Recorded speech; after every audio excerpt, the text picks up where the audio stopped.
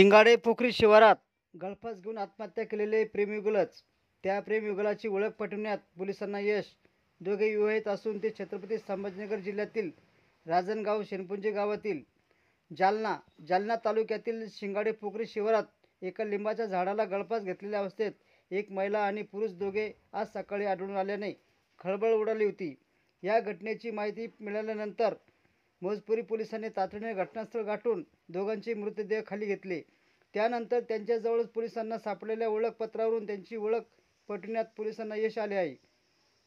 हे दोघे छत्रपती संभाजीनगर जिल्ह्यातील गंगापूर तालुक्यातील राजनगाव शेणपुंजे येथील रहिवासी असून एकाच गल्लीतील रहिवासी आहेत.